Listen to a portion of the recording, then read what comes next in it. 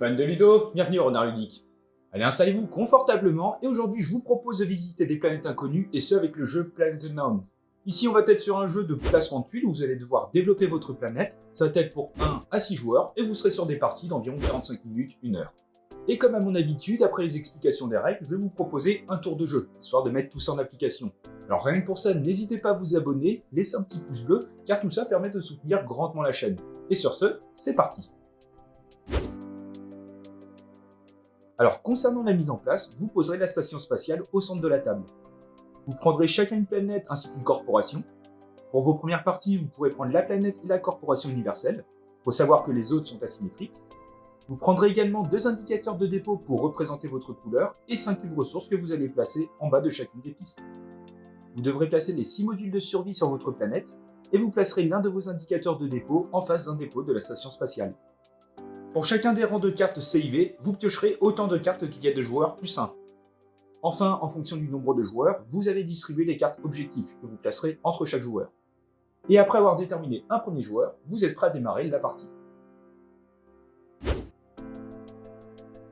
Dans Planet Unknown, vous allez enchaîner les tours jusqu'à ce qu'un joueur ne puisse plus placer de tuiles sur sa planète, ou bien dès qu'un joueur vide la deuxième pile de tuiles. Dans ce cas-là, après un décompte des points, le joueur qui en a le plus remporte la partie. À chaque tour, le joueur actif va pouvoir faire tourner la station spatiale, de sorte à ce qu'un dépôt se retrouve en face de son jeton de couleur. A noter que vous n'êtes pas obligé de faire tourner la roue. Et une fois cette phase terminée, de façon simultanée, vous pourrez tous sélectionner l'une des 2 tuiles qui se trouve devant votre indicateur.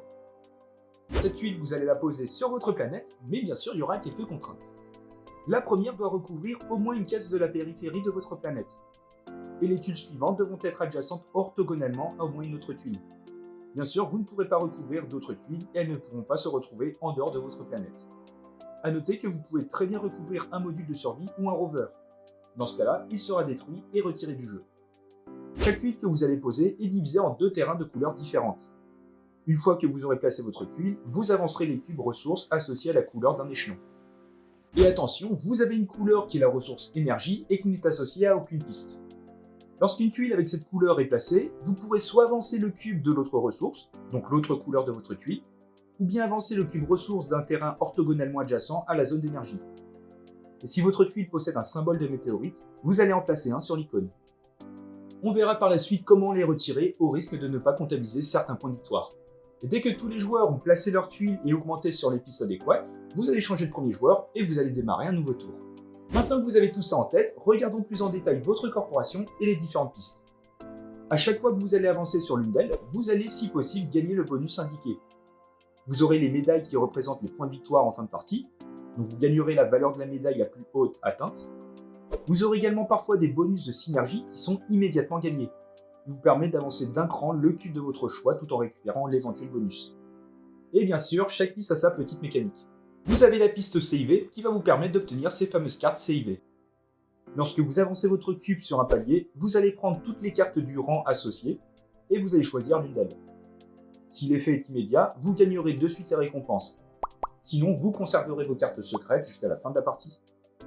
Et si vous atteignez un rang en même temps qu'un autre joueur, vous allez suivre l'ordre du tour en commençant par le joueur actif. Vous avez ensuite la piste O qui vous rapportera potentiellement plus de points de victoire que les autres pistes.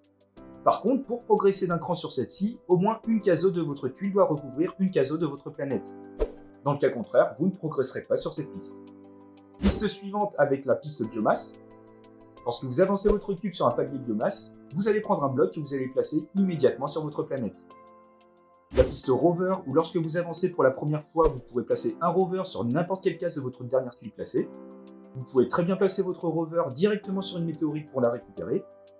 Par la suite, lorsque vous avancez votre cube, vous pourrez déplacer votre rover du nombre de cases indiquées, à la fois sur des tuiles et sur des cases non recouvertes. Et il faut savoir que le déplacement se fait orthogonalement. Et lorsque vous débloquez votre deuxième rover, vous pourrez répartir vos déplacements entre les deux.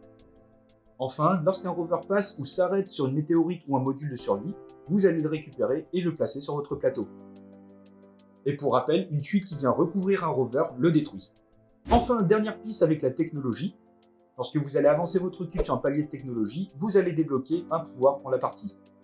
Le niveau 1 permet de supprimer la restriction d'adjacence lorsque vous posez des tuiles. Le niveau 2 permet de stocker les blocs biomasse, vous pourrez les placer en fin de partie. Le niveau 3 permet de gagner un déplacement supplémentaire à chaque fois que vous gagnez un déplacement du rover. Le niveau 4 permet d'avancer 2 fois au lieu d'une sur la piste haut lorsque vous placez une tuile. Et avec le niveau 5, vous êtes immunisé aux météorites. Vous allez ainsi enchaîner les tours jusqu'à ce qu'un joueur ne puisse plus placer de tuiles sur sa planète ou bien qu'une deuxième pile de tuiles soit vide. Dans ce cas-là, après avoir placé vos éventuels blocs, vous allez passer au décompte des points. Pour cela, vous allez gagner les points de victoire de chaque ligne et colonne entièrement remplies. Vous ne devrez donc avoir ni caisse vide ni météorite. Pour chaque piste ressource, vous allez marquer les points de vos médailles. Chaque module de survie récupéré par un rover va vous rapporter 1 point. Et chaque trio de météorites, 1 point également. Et enfin, vous gagnerez les points de vos cartes CV et les points de vos cartes objectifs partagés. Les joueurs avec le plus de points remportent la partie. Il faut savoir que le jeu propose également des modes optionnels et un mode solo, mais on va pas vraiment s'y attarder dans cette vidéo. Et après avoir fait une ou deux parties avec la planète et la corporation universelle, vous allez pouvoir retourner vos plateaux pour avoir des planètes et des corporations asymétriques. À chaque partie, vous allez devoir faire une combinaison des deux, ce qui va vous permettre d'avoir pas mal de rejouabilité. Et on se retrouve ici pour notre tour de jeu avec une configuration à 3 joueurs. Vous avez ici le plateau de tuiles avec les différents indicateurs, la planète, la corporation, les différentes cartes SIV et surtout les deux objectifs. Ici l'objectif avec le joueur à ma gauche et ici avec mon adversaire de droite, qui sont bien sûr ici fictifs. Comme par hasard, je suis le joueur actif, je vais donc tout d'abord faire tourner la roue pour récupérer une tuile qui m'intéresse, à savoir ici.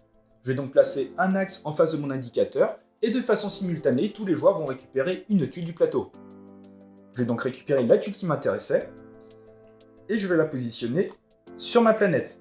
Étant donné que j'ai joué une tuile avec une météorite, je vais devoir placer une météorite sur cette tuile. On va ensuite regarder les couleurs de la tuile qu'on vient de poser.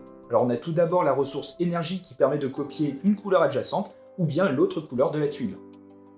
Ici, en l'occurrence, je vais décider de copier la couleur rouge. Je vais donc augmenter d'un cran, hop, sur la piste rouge. Le nouvel emplacement de mon cube rouge permet de déplacer mon rover d'une case. Étant donné que j'ai fait une autoroute, direction la 6, c'est parti. Je récupère donc une première météorite que je viens poser sur mon plateau. Ensuite, deuxième couleur qui me permet de progresser d'un cran sur la piste SIV. Et ce nouvel emplacement me permet de sélectionner une carte de rang 2. Je récupère donc toutes les cartes et je vais en choisir une. Et je vais décider de récupérer cette carte qui me permet de déplacer 3 cubes ressources d'un cran chacun. Je vais tout d'abord faire progresser mon cube vert d'un cran, mon cube rouge d'un cran également. Donc je vais pouvoir déplacer mon rover de 2 cases supplémentaires. On continue de nettoyer les météorites. Et enfin, je vais décider d'augmenter d'un cran sur la piste haut. Je récupère un joker qui me permet de progresser d'un cran sur une autre piste. Je vais progresser sur la piste verte qui me permet encore une fois de progresser sur notre piste. Hop, sur le blanc, rebelote. Et je décide d'augmenter sur ma piste verte qui va me permettre de récupérer un bloc biomasse. Ce bloc, je vais devoir le placer immédiatement et je vais décider de le positionner ici. Une fois que tous les joueurs ont posé leurs tuiles et progressé sur les pistes, on va changer de joueur actif et on va démarrer un nouveau tour.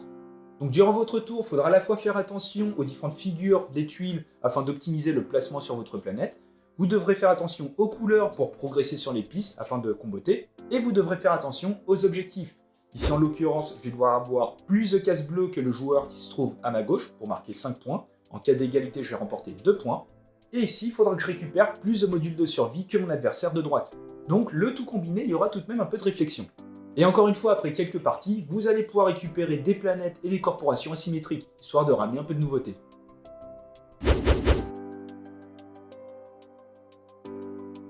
Et voilà, c'est la fin de cette vidéo, donc désormais vous n'avez plus qu'à développer votre planète. Si le jeu vous a plu et que vous souhaitez soutenir la chaîne, n'hésitez pas à utiliser le lien qui est en description. Et comme d'habitude, vous pouvez très bien laisser un petit pouce bleu, commenter et vous abonner, ça nous fait toujours plaisir. Et sur ce, on se retrouve dans une prochaine vidéo. Ciao!